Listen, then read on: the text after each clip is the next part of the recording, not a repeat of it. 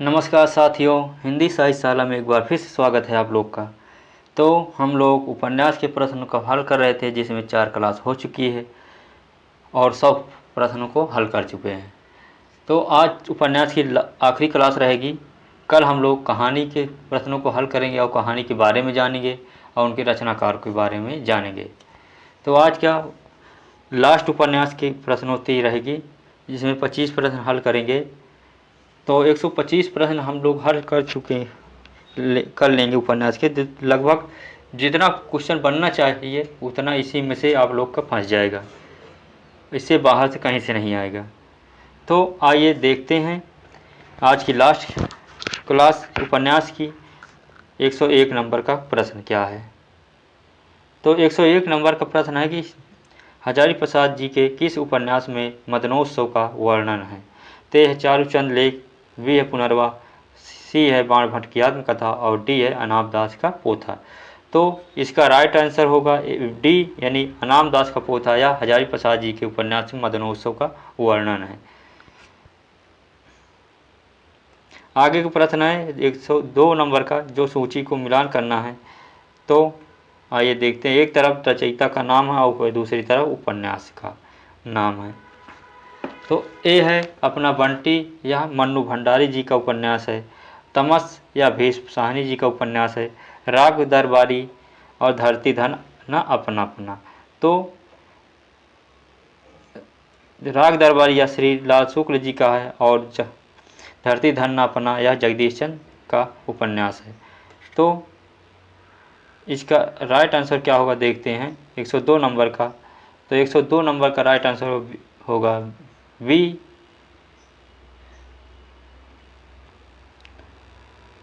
Question number 103 है, यानी 3 number का, कि अपना बंटी उपन्यास की मूल समस्या क्या थी। इसमें तलाकशुदा दंपतियों का बच्चों पर पड़ने वाला प्रभाव है, अहम का टकराव है, पति की सेवा न करना और डी है इनमें से नहीं। तो इसका राइट आंसर ए होगा, यानी तलाकशुदा दंपति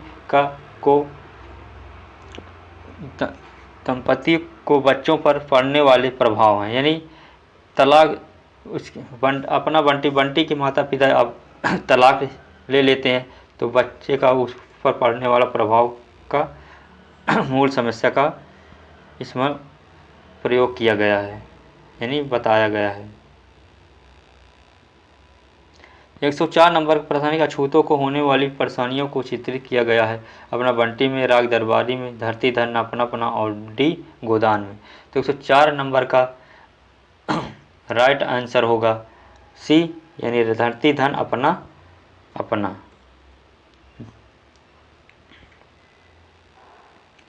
106 नंबर प्रश्न है कि राग दरबारी की रचना कब हुई थी। तो 106 नंबर का राइट आंसर होगा यानी 1968 ईस्वी में राग दरबारी की रचना हुई थी। 7 नंबर प्रश्न है कि स्थापना, यानी प्रेमचंद के साहित्य में सर्वत्र शिव का शासन है, सत्य और सुंदर शिव के अनुचर बनकर आते हैं। और दूसरा इसमें 8 नंबर है कि प्रेमचंद ने किसी खल पात्र को अपने उपन्यास में स्थान नहीं दिया। तो इसमें कथन दिए गए हैं, इसको बताना कौन सही कौन गलत। तो आइए देखते हैं। तो 107 नंबर का राइट आंसर क्या होगा। ए और आर दोनों सही है, ए गलत है, आर सही है, ए सही है, आर गलत है, ए और आर दोनों गलत है। तो 107 नंबर का राइट आंसर होगा सी, यानी ए तो सही है, आर लेकिन गलत है। यानी ए प्रेमचंद के साहित्य में सर्वत्र शिव का शासन है, सत्य और सुंदर शिव के अनुचर बनकर आते हैं। और दूसरा, प्रेमचंद के शिव खल पात्र को अपने उपन्यास में स्थान नहीं दिया, तो ये गलत है, उन्होंने स्थान दिया है। आगे फिर कथन निष्कर्ष है कि 108 नंबर का, कि आंचलिक जनजीवन को कथा बनाकर आंचलिक समस्याओं को जिन उपन्यासों में उठाया गया है उन्हें आंचलिक उपन्यास कहते हैं। और दूसरा तर्क है कि महिला आंचल फणीश्वरनाथ रेणु का आंचलिक उपन्यास है, जिसका प्रभाव 1954 में हुआ, प्रकाशन 1954 में हुआ।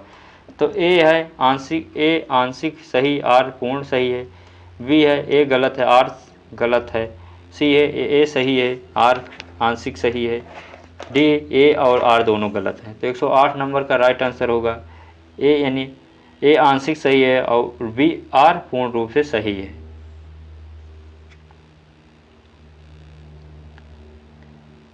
आगे का प्रश्न है 109 नंबर का कि बाणभट्ट की आत्मकथा के रचयिता कौन है। या यूजीसी नेट 2012 में पूछा गया था कि महावीर प्रसाद द्विवेदी जी, अजय प्रसाद द्विवेदी जी, फणीश्वर नाथ रेणु जी और डी बाणभट्ट। तो 109 नंबर का राइट आंसर होगा बाणभट्ट की आत्मकथा या हजारी प्रसाद द्विवेदी जी का उपन्यास है। 110 नंबर प्रश्न है कि बाणभट्ट की आत्मकथा का कथानक काल क्या है। 7वीं से 8वीं शताब्दी का उत्तर भारत, 10वीं से 7वीं सदी का भारत, 12वीं सदी का दक्षिण भारत, डी इनमें से कोई नहीं। तो 110 नंबर का राइट आंसर होगा ए, यानी 7वीं से 8वीं सदी का उत्तर भारत या बाणभट्ट की आत्मकथा का कथानक काल है। आगे का प्रश्न है 111 नंबर का कि नारी शरीर को देव मंदिर की भांति पवित्र माना है किसने। निपुणिका ने, भट्टनी ने, छोटा राजकुल ने और बाणभट्ट ने। तो 111 नंबर का राइट आंसर होगा बाणभट्ट ने नारी शरीर को देव मंदिर की भांति पवित्र माना है। यह बाणभट्ट पात्र है बाणभट्ट की आत्मकथा से जो हजारी प्रसाद द्विवेदी द्वारा लिखा गया था। 112 नंबर प्रश्न है धर्म का स्वरूप उस काल में कैसा हो गया था। पाखंडपूर्ण, ब्रह्मचार्य से युक्त और विकृत और ये सभी। तो 112 नंबर का राइट आंसर होगा ये सभी, यानी धर्म का स्वरूप उस समय काल में सभी हो गए, यानी पाखंडपूर्ण था, ब्रह्मचार्य से युक्त था और विकृत था। ये उस समय की बात है। बाणभट्ट की आत्मकथा के उपन्यास से ही यह लिया गया है। अवतरण के अनुसार संस्कृति क्या है, यानी बाणभट्ट की आत्मकथा के अवतरण के अनुसार सांस्कृतिक का क्या अर्थ होता है। ते है सभ्यता, बी है जीवन के उदात्त मूल्यों का समुच्चय, सी है मानव मन के शरीर संस्कार और डी है इनमें से कोई नहीं। तो 113 नंबर का राइट आंसर होगा डी, यानी इनमें से कोई नहीं संस्कृत का अर्थ है। 14 नंबर प्रश्न है कि राग दरबारी में व्यंग्य किया गया है शिक्षा व्यवस्था पर, समाज के हर वर्ग पर, मजदूरों पर और उच्च वर्ग पर। तो 114 नंबर का राइट आंसर होगा बी, यानी समाज के हर वर्ग पर राग दरबारी उपन्यास में व्यंग्य किया गया है।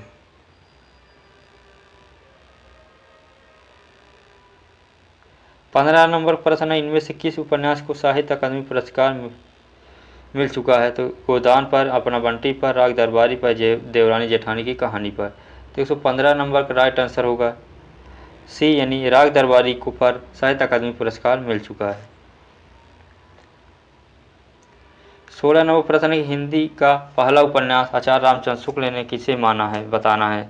तो एक क्वेश्चन तो हम पहले ही क्लास में आप लोगों को बता चुके थे, यानी परीक्षा गुरु को हिंदी का पहला उपन्यास आचार्य हजारी रामचंद्र शुक्ल जी माने हैं। तो इसका राइट आंसर डी होगा। आगे उपन्यास हैं, उन्हें अवरोही क्रम में व्यवस्थित करना है। तो आप लोग इसे अपना देख लेना, हम आपको राइट आंसर बता देते हैं बी नंबर इसका राइट आंसर, यानी परीक्षा गुरु, गोदान, महिला आंचल, धरती धन न अपना। इसका राइट आंसर बी होगा। 118 नंबर प्रश्न गोदान का प्रकाशन क्या है। तो पहला क्वेश्चन आ चुका है, यानी इसका राइट आंसर 1935 होगा, यानी 1935 में प्रकाशन हुआ था गोदान का।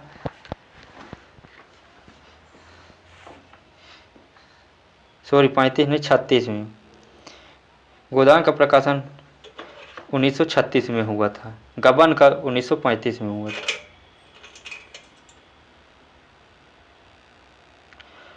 एक 119 नंबर प्रश्न प्रेमचंद का कौन सा उपन्यास नहीं है।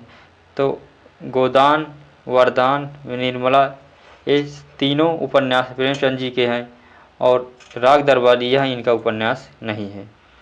120 नंबर प्रश्न कि इनमें से श्री लाल शुक्ल का उपन्यास है। तो राग दरबारी, आदमी का जहर, सोनी घाटी का सूरज और ये सभी। तो 120 नंबर का राइट आंसर क्या होगा बताना है। तो इसका राइट आंसर हो सभी, यानी आदमी का जहर, राग दरबारी, सोनी घाटी का सूरज, ये सभी श्री लाल शुक्ल जी का उपन्यास हैं। आगे फिर कथन निष्कर्ष कुछ दिए गए हैं, यानी 121 नंबर का प्रश्न है। क्या है कि अवचेतन की स्थिति में अनुभूतियाँ, संस्कारों, बिंबों एवं धारणाओं में कल्पना के माध्यम से चेतन स्तर पर व्यवस्थित किया जाता है। और दूसरा तर्क है कि नवोन्मेषण शालिनी प्रतिभा के द्वारा नई नई बातों और घटनाओं, पात्रों आदि की सृष्टि का कल्पना कार्य नहीं है। तो 121 नंबर का इसका राइट आंसर होगा ए, यानी ए गलत है पर आर सही है। आगे फिर कथन निष्कर्ष है 22 नंबर का। क्या है कि परीक्षा गुरु लाला श्रीनिवास दास का प्रकाशन 1882 में हुआ, जिसे आचार्य रामचंद्र शुक्ल ने हिंदी का प्रथम उपन्यास माना। ये सही है कथन। दूसरा तर्क है देवरानी जेठानी की कहानी पंडित गौरी दत्त ने 1970 में लिखी, किंतु उनसे शुक्ल जी ने पहला उपन्यास नहीं मानते क्योंकि उनमें औपन्यासिक का तत्व नहीं है। तो इसका राइट आंसर होगा ए, यानी ए और आर दोनों सही हैं।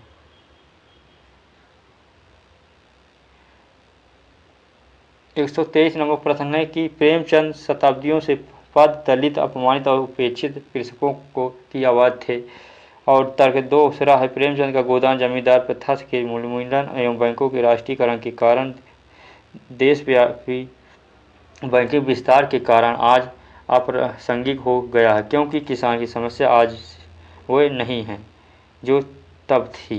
तो 123 नंबर का राइट आंसर होगा डी, यानी ए गलत है पर आर सही है। ये रहा आज की लास्ट प्रश्न, यानी उपन्यास का प्रश्नोत्तरी का लास्ट क्वेश्चन। 124 नंबर का कौन सा एक उपन्यास पूरी तरह किसान जीवन पर केंद्रित है? सेवा सदन, कर्मभूमि, प्रेमाश्रम और निर्मल। तो इसका राइट आंसर होगा ये डी, यानी प्रेमाश्रम। यह उपन्यास पूरी तरह किसानों जीवन पर है। तो उपन्यास की आज की क्लास यहीं पर समाप्त होती। अब कल से कहानी के प्रश्नों को हल करेंगे और कहानी के बारे में जानेंगे। तो आप लोगों को उपन्यास की क्लास अच्छी लगी हो, लाइक शेयर सब्सक्राइब जरूर करना और कमेंट में ज़रूर अपनी सलाह देना। चलो ठीक है, तब तक नमस्कार, जय हिंद। कल फिर से मिलते हैं।